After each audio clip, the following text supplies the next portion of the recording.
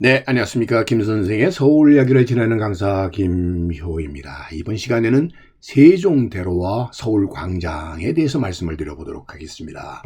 대한민국 수도 서울의 가장 상징적인 공간이 바로 이 서울광장이라면, 또 한편으로는 광화문에서 숭례문에 이르는 바로 이 중심축을 이루고 있는 도로가 바로 이 세종대로가 되겠습니다.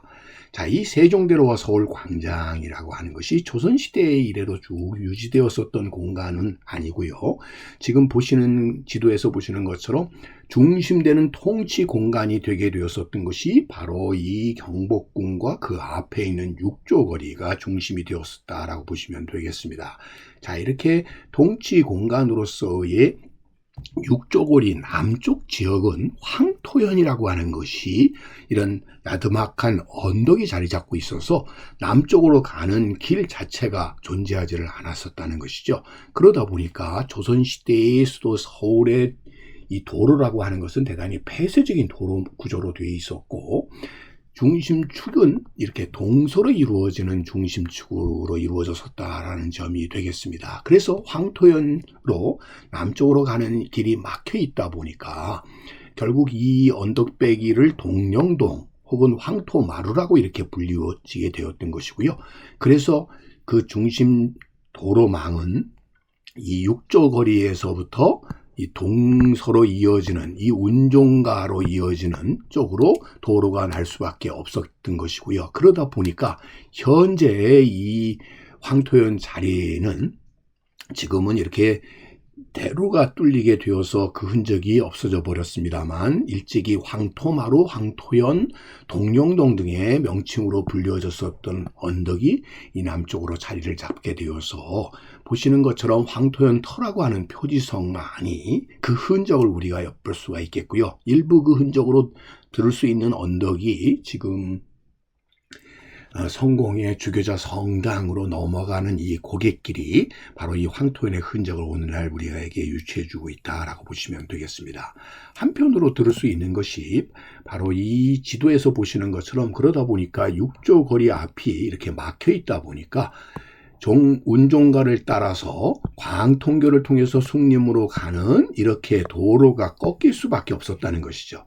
그래서 여러분들이 이 지금의 서울광장과 이 대로라고 하는 것 자체는 일찍이 존재하지 않았었다라고 하는 것을 알 수가 있습니다. 이것이 존재하기 시작하게 되는 필요성을 느끼기 시작하게 된 것은 바로 1897년 대한제국이 선포된 이유가 되겠습니다. 가장 먼저 한 사업이 하늘에 제를 지기 위한 환구단을 만들게 되고요. 이제까지 전궁으로서의 역할을 하지 않았었던 경운궁이 황궁으로서 이렇게 자리를 잡게 되었다라고 보시면 되겠습니다. 그 결과로 결국 지금 보시는 것처럼 환구단과 결국 경운궁이 서로 마주보는 상황이 연출이 되게 되었다라고 보시면 되겠는데요. 특별히 이 경궁이 황궁이 될 수 있었던 것은 그 주변 지역에 러시아 공사관, 미국 공사관을 비롯한 영국 공사관 등 소위 유수의 외국 공사관들이 둘러싸여 있는 공간이었기 때문이라고도 볼 수가 있겠습니다. 한편으로 그렇게 됨에 따라서 이제까지 이 경운궁의 정문 역할을 하는 것은 바로 이남문, 남쪽에 있는 이남문이었었는데요.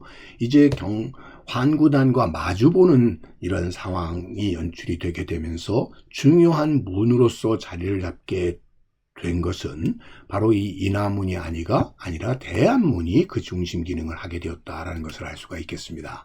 그러다 보니까 환구단에서 마주보고 있는 것이 바로 이 대안문이 되는 것이죠. 결국 이 경궁의 정문으로서의 역할로 바뀌어 나가게 되는 것이 바로 이 대안문이 되게 되었다라고 보시면 되겠고요. 이렇게 되게 된 것은 중국의 자금성의 정문인 천안문이 바로 이 천당과 직선으로 마주보고 있는 것에서부터 그 기원을 했다라고 보시면 되겠습니다. 그 결과로 이 대안문이 나중에 대한제국이 선포되면서 이 명칭이 대한문으로 이렇게 바뀌어 나가게 되고, 그 과정 속에서 환구단과 경운궁이 서로 마주보는 이렇게 공간으로 나타나게 되었다는 것을 알 수가 있습니다. 그 과정 속에서 이 사이의 공간들은 여전히 빽빽하게 집들이 들어서 있었다는 것을 우리가 확인해 볼 수가 있겠습니다. 그에 따라서 결국 이 경과 환구단을 중심으로 하는 보다 근대적인 도로망의 건설의 필요성을 느끼게 되었고, 방사형 체계의 중심축으로서 이 경운궁과 환구단을 두게 되는 이런 도로망에 대한 이런 계획이 사실 대한제국 시절에 추진이 되게는 되었습니다만, 실제적으로 이것이 진행되지 못한 채 일제강점기에 들어서서 경성시구개수 사업이라고 하는 이런 근대적인